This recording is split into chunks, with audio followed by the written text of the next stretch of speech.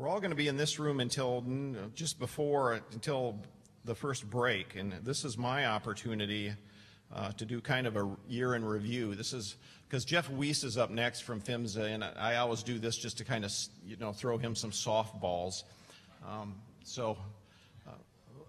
What we did here is, I sent an email out to a number of people we've worked with around the country and asked them for what were your top 10 pipeline safety things of the year, and this is kind of going to be a review of that. I'll be interested during the break to see how well people think I did, because I'm sure I'm going to miss some, or that the advocates that sent me these missed some. But here's our top 10, and I think it actually ended up being top 13, but we'll see how well you count. And they're kind of in the order that they happened, starting in January through up until now in the year. And the one thing we noted was that Congress, at least to our surprise, gave PHMSA a fairly large increase in both budget and staffing this year. It turned out to be almost $27 million, which a chunk of that is supposed to go to the states, to the pipeline safety grants, which helps support state programs and state inspectors. Another chunk of it, almost $12 million, is going to supposedly hire 109 new employees, and then another $2.1 million for community outreach activities. So we saw this as this is something we've been asking Congress to do, to make sure that the regulators have the resources they need to do their job well. And we were surprised when we read this at the end of December, early January, that Congress actually had given them this money. And Jeff, who's going to follow this presentation, is going to talk about how they're going to spend all that new money. Not too far on the heels of that, in January, the largest spill of the year happened, and it was 1.2 million gallons of ethane spilled into West Virginia from an Enterprise pipeline. This is one of those HVLs that actually moves through liquid pipelines, and it's kind of scary stuff when it gets out of a pipeline, because it will flow like a liquid for a while until it starts turning into a gas. And so a large failure in West Virginia in January. Also in January was a busy month. The NTSB released a safety study on gas transmission integrity management, and we're going to have a session on integrity of that whole thing later. We found this to be one of the top 10 because it really took a kind of a fairly in-depth look at how well integrity management's done over the last decade, and what the successes are, and what some of the things that need to be strengthened are. So we thought that was certainly one of the top 10 things that happened. Also in January was the second spill into the Yellowstone River within the last 4 years. 30,000 gallons spilled into the river, and less than 10% of that was recovered.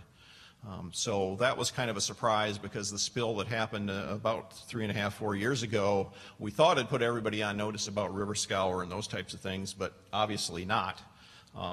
And there's still some issues there, because looking at the PHMSA website just yesterday or the day before, supposedly there was no property damage from this 30,000 gallons going into the river. So that can't be accurate. So someone hasn't updated their incident report yet.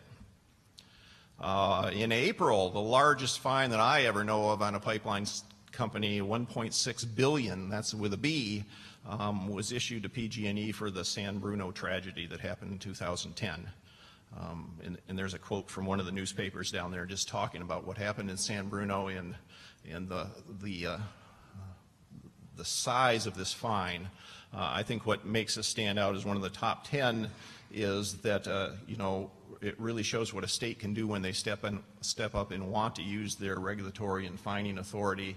And the size of this fine doesn't just affect PG&E. I think it sent a fairly strong message across the country that you better know what you've got in the ground and be dealing with it correctly.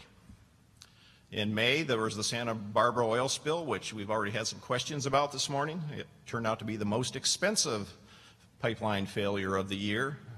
We hope of the year. We still got a month to go, with what the current costs are listed at $111 million. And brought up a number of issues that I think still haven't been resolved, that people will still be asking about. I mean, we saw this picture you show there. A citizen showed up there to look at the beach and found out here it was, fairly a number of hours into the spill, and there was nobody to be found. cleaning up the spill. So people went and got buckets from Home Depot and were out there barefoot standing in oil, shoveling oil into buckets.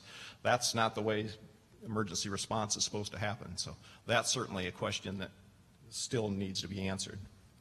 A couple of states have stepped up things. The Pennsylvania Pipeline Infrastructure Task Force was recreated in May, which was a huge effort. They have a task force, and then they have 100+ people on task groups looking at a whole range of issues in Pennsylvania. And we certainly don't know how that'll ultimately come out. Pennsylvania's tried to do stuff in the past and it hasn't moved forward very well, but this seems the governor is pushing a real strong effort there, including all the different stakeholder groups. And there's talk of them moving forward to start to regulate gathering lines, which has been one of our issues. Then in August, we got our new PHMSA administrator. We were happy to see that after it had been vacant for a while. And quick on the toes of that, the liquid pipeline rule that everybody had been wondering what happened to that got released. We hope there's a connection between the new administrator and the rules starting to come out, and that would be very good news. One of the other states that stepped up, earlier in the year, Michigan stepped up because of concerns after the Enbridge spill into the Kalamazoo River, and they formed their own task force looking at what Michigan ought to think about doing to strengthen their safety efforts. And there's a whole bunch of stuff there that I'm not going to try to read through. They released their report, and then in September, the governor created a Pipeline Safety Advisory Committee, an ongoing group to look at specific things about concerns about a pipeline that runs under part of Lake Michigan near the Straits of Mackinac, and then a number of kind of more long-term issues about whether the state should be trying to take on more authority, should be starting to look at taking on some of the spill response authority, creating an ongoing advisory group, things that all could be good, but the final verdict on those things haven't been decided yet either.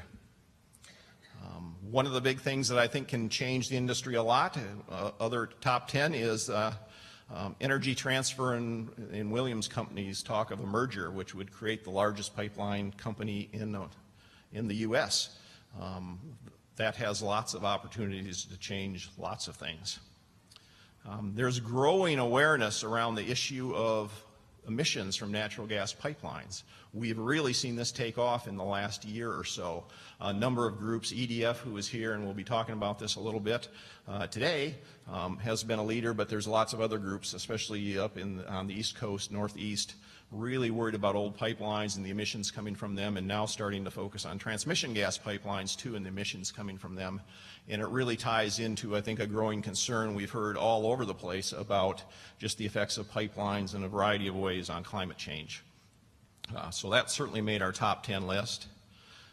And then the one that really just happened recently was the rejection of Keystone.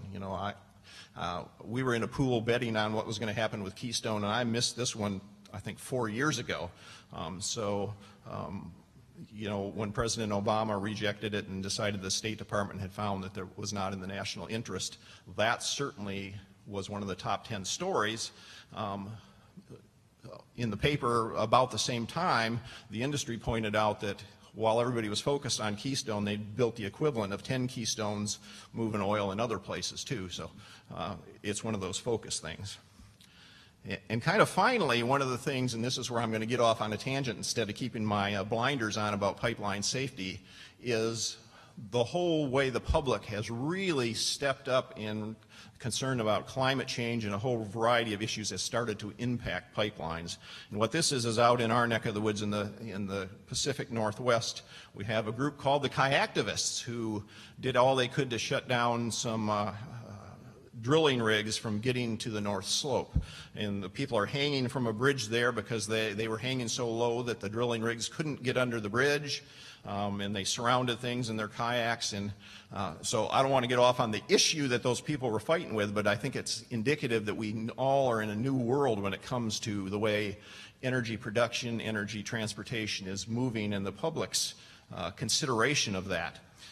The interesting thing which I'm bringing up here is that as these kayaktivists showed up, the industry and to some degree some of the media started talking about this as in, oh, there's those silly activists again, look at them driving in their Subarus and in their plastic kayaks to protest oil, which they're all using to get there to do their protests. And it became a big issue in the Northwest about these people that don't want people drilling for oil, but here they are using it every day, which led to our favorite movie clip of the whole year, where an activist, I think, answered that question fairly well. And let's see if this technology is going to work.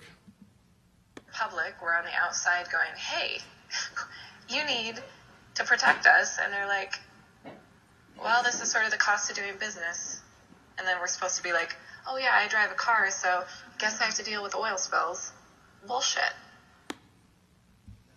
So we do a favorite movie clip. A couple years ago, it was the company that shot the smart pig through the side of the house, and then it was a gathering line vice president that talked about how, well, the lines, they just get old and blow up sometimes. And I thought Alexis's quote there, and Alexis is here today, about summed up the whole argument about, well, just because you drive a car, you have to put up with environmental impacts. There also were some significant industry highlights for the year that certainly make our top 10, and Administrator Dominguez talked about one of those.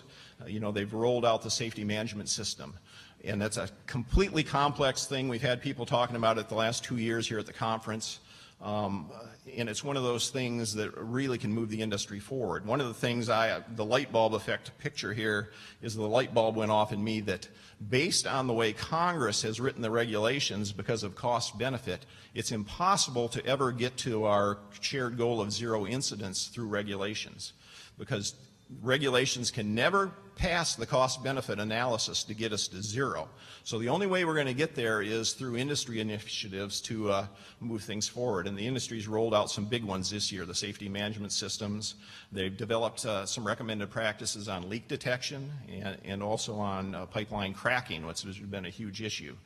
So those types of industry-led initiatives really can move the ball farther than the regulations can because of the way Congress has hamstrung regulations because of the cost-benefit analysis.